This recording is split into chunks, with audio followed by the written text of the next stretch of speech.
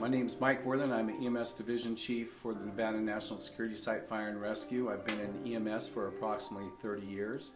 And May is Mental Health Awareness Month to bring awareness and to kind of crush the stigma on mental health, and more specifically, mental health for first responders.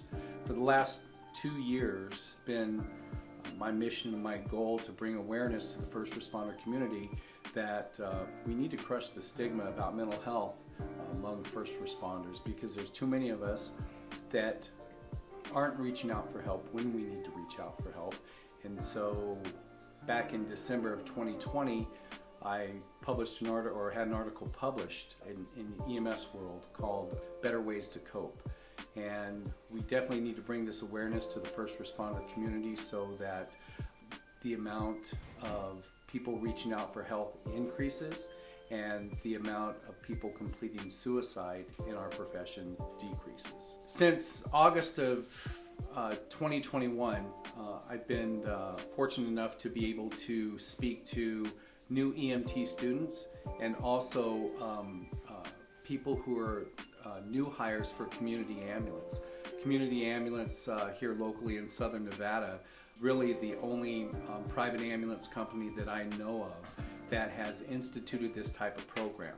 The class that I teach it's called Crushing the Stigma, and it's bringing awareness, signs and symptoms of mental stress and due to certain crises, certain events that we go through. And the main thing that we want to bring out is that we're going to see a lot of stuff. We're going to see a lot of stuff through our careers, and if you look at it, there's a lot of times that because first responders deal with what they deal with, they think that they're impervious to the mental stresses on the job. Well, if you look at it, first responders, they, in one call, in one shift, they can see something that probably 90 to 95% of the general public will never see in a lifetime.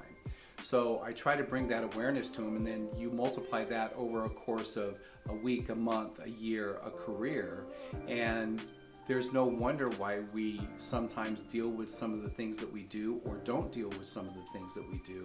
So my job now is to help bring that awareness and let them know that, I know this sounds like a cliche, but it's okay not to be okay, but it truly is. And it's also okay to be okay with the things that don't make you okay.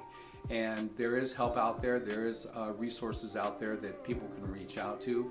But the biggest resource that I have found in the 2 years that I've been fortunate enough to teach this is that lean on each other. You know, peer support is huge in the first responder community. I recently blessed to be able to go to a class called Resilient Minds on the Front Lines, and that basically got a bunch of first responders of all facets, police, fire, EMS, dispatchers, ER personnel. They were able to attend this class, and it was a group of probably about 20-25 people who were going through the same stuff. And I think the movement and what we're trying to get out, that there's a lot more of us out there that we even think, because sometimes we think our story is so unique that nobody will understand, or they won't get it, or something's wrong with me. And there's nothing that's wrong with you. There's nothing that's you know, if you look at it, you're a normal human being, a normal person with normal emotions that have been through a series, if not years, in a career of abnormal events. So we just need to normalize the conversation to let people know that everything is, you know, you're not alone in the fight that you fight every day. One thing I would like to also say is that, you know, the stigma that mental health carries with it is vast. And it's just not first responders that are affected by the stigma of the mental health, it's the general public too. And more so than not, even the general public, when they're in crisis, you have a son, a daughter, a father, a mother, a coworker that's in crisis, and they may not have anything to do with the first responder family or first responder culture, but it just may be life in general. And we also want to reach out to those people, being that it's Mental Health Awareness Month in May, that there are resources out there. I currently do and volunteer with American Foundation for Suicide Prevention, the Nevada chapter, and support their cause. And we want to get the word out there that you're not alone in your fight. You're not alone with the crises that you face.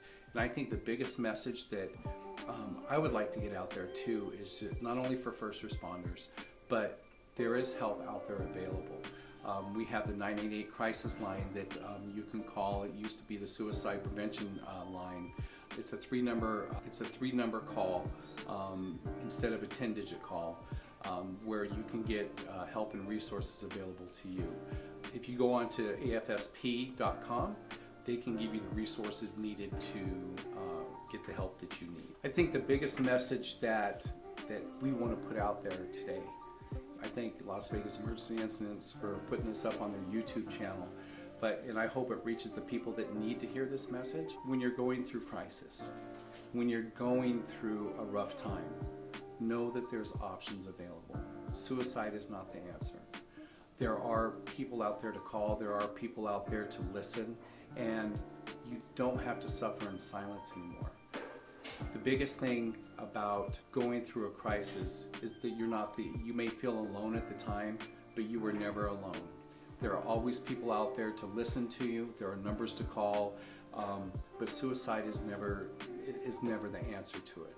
There are other options out there, and myself was in crisis 17 years ago, and I felt that was the only way out as well.